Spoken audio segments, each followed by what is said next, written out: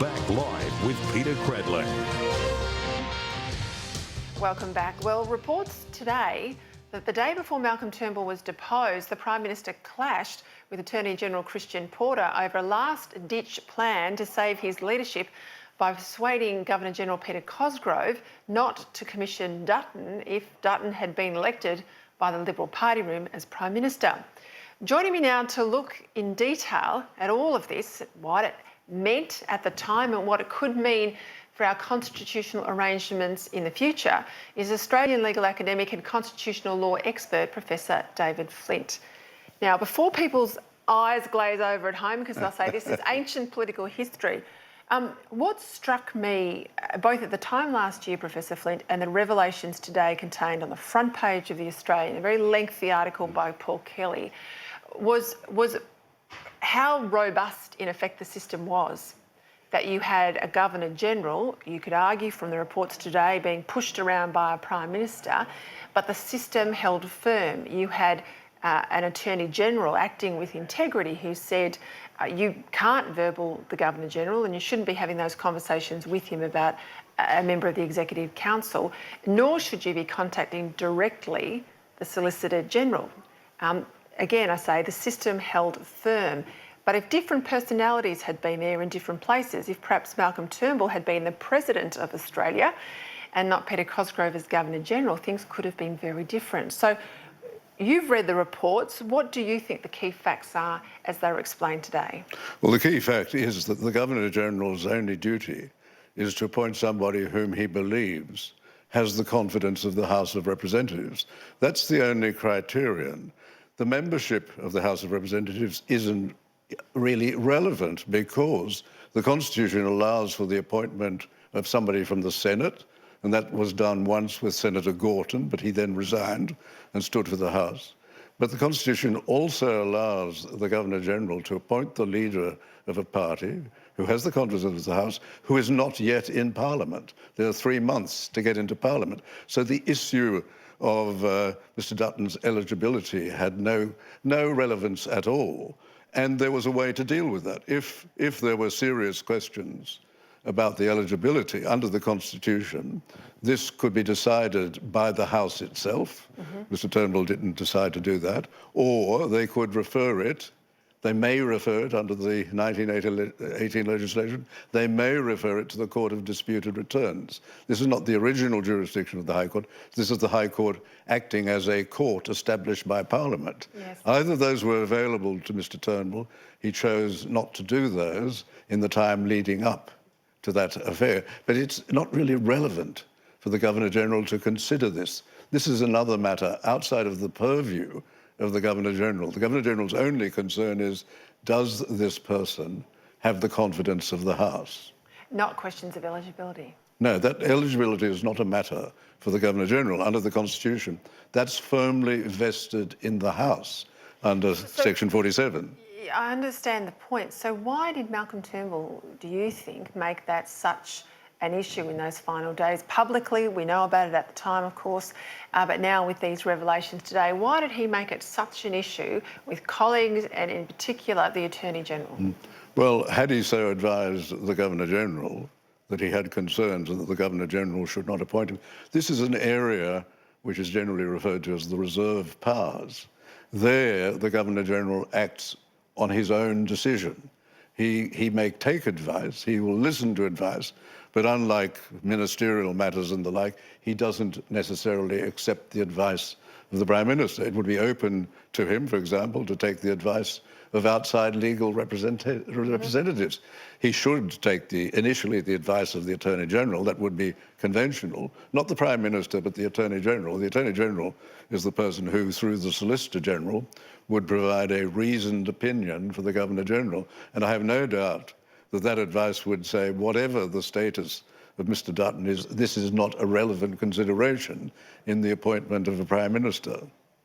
Do you think that Malcolm Turnbull actually had conversations with the Governor-General, trying to cast doubt over whether or not the Governor-General, he's a military man, I know he could well have got legal advice, but using a bit of bluster and his usual charming personality, to leave the Governor-General with some view that there was a cloud over Peter Dutton, or do you think that perhaps Malcolm Turnbull was verbally the Governor-General? Well, either is possible, but he may well have discussed it with the Governor-General. There are confidential discussions, but the Governor-General is obviously a wise enough man to know that this is an area of rather refined constitutional law, and he should take expert advice, normally through the Attorney-General, but he may, for example, go to outside advice if he so wishes. Notwithstanding rumours to the contrary, he may even seek the advice of the Chief Justice if he so wishes. That is still open to him, although it's frowned upon these days because of what happened in 1975. The other interesting thing, I think, the link here is back to the referendum and the model which Mr. Turnbull was he was the chief designer. That was the one which went to the referendum. And there was a serious weakness in that constitutional model, which constitutional monarchists pointed out, but so did Republicans who thought about the issue. Okay, what was that weakness? Remind us all. Well, the weakness was that unlike the Governor-General, who cannot be removed except by the Queen, and that would take some time, whether she would act on advice, whether she would ask for further clarifications and so on, is another issue. There was a case in the 30s in another dominion when the King took about 6 months to act on the advice of the Prime Minister to remove a Governor-General. So there's no guarantee the Queen would act instantly. She would only act on written advice, and that would have to be considered carefully. But under the Constitution as proposed... This is under the Turnbull Yes, model. the Turnbull model. What was proposed was that the President could be removed by the Prime Minister without grounds, without any notice whatsoever, and without any right of appeal. Now, that was an extraordinary provision. No republic in the world has such a provision. No republic in the world ever had such a provision. And we proposed, constitutional monarchists, ACM, we proposed to the drafting committee, which met in Sydney, we proposed that you had to put that into the question. It would be included in the yes-no booklet, and we put it there, but it should be included in the question because the question referred to how the president would be appointed, but it didn't say how he would be dismissed. So this is interesting. In a case like we had then last year, where you've got this potential discord or toing and froing between Government House and the Parliament, the Prime Minister's office, if the Prime Minister under the Turnbull model didn't get the outcome that they wanted or hoped or thought they might get, they could summarily dismiss the President and ensure that there was even further chaos, and the colleagues would not have likely had a party room meeting then to remove a Prime Minister, having the Prime Minister just remove the President. It's extraordinary. Exactly, that could well have happened. And the President would have known this. He wouldn't have to be told this. The President would have known that he could be removed. That there's a gun with a hand on the trigger sitting in the Prime Minister's office. Yes. A similar thing happened in India, when India became a republic, when Mrs. Gandhi sought a state of emergency. There was no grounds for it whatsoever, but she knew that she was going to be prosecuted. So she set up a false state of emergency. And when the president balked, she reminded him who appointed him, who chose him, and to whom he owed loyalty. Now, in Australia, under our system, the Governor-General owes loyalty to the Crown, to the Queen, and therefore to the people. So there's the higher loyalty away from the person who may have recommended the Governor-General for appointment. So our system has very fine and delicate checks and balances, which is the key to sound constitutional government. You've got to have stability, but you've also got to make sure that power, which, as we know, tends to corrupt, and absolute power corrupts absolutely, we have to have those checks and balances on power. And that is the wonderful system which we've inherited. It wasn't designed so much that way, but like so many other things, it's come through trial, through various experiences, and that's how it's emerged. It is excellent, and you don't do away with it suddenly. If Republicans were real Republicans, they'd come up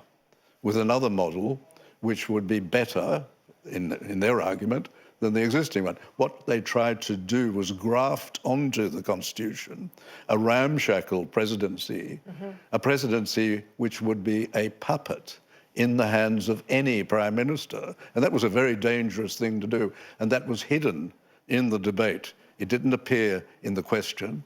It was pushed down in the debate so that people weren't really aware of what they might be doing.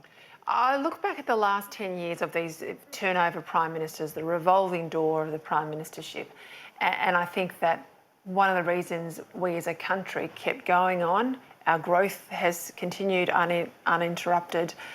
We've largely survived the calamities of Canberra, the decade of calamities. And I think it's because of this robust constitutional model that we have. I listened carefully going into the election because Labor wanted to push forward with another referendum to change the Constitution and to make Australia a republic. And part of their argument was that the system was broken. Look at the last 10 years, the system is broken.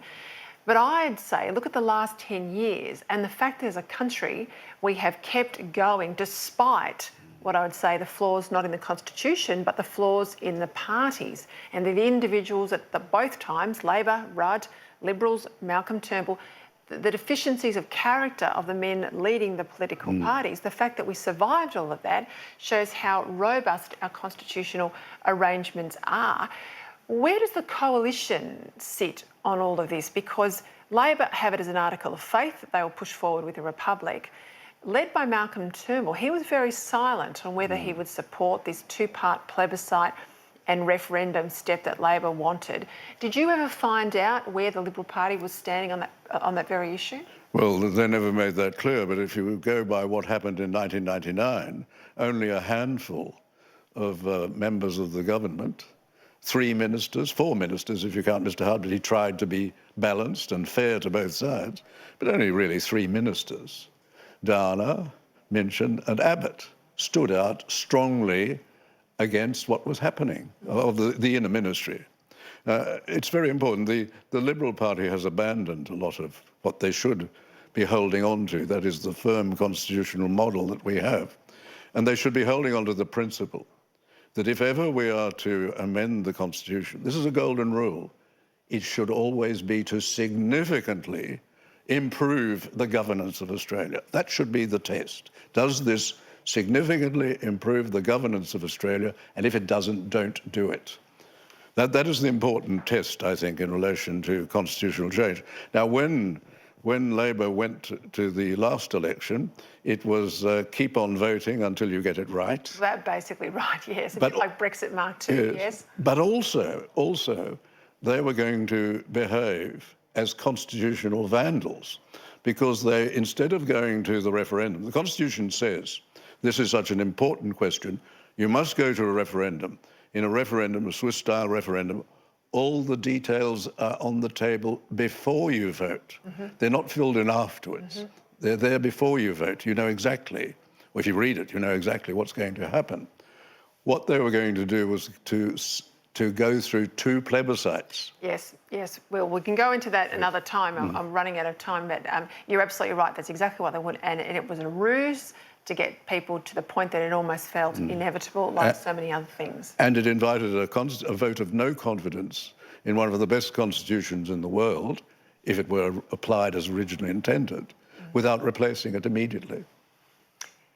Voice of constitutional reason you are, Professor Flint. Thanks very much for your time tonight. A pleasure. Thank you. All right, quick break, coming back. Lots to talk about with a terrific panel. Stay tuned. You're watching Credlin on Australia's News Channel.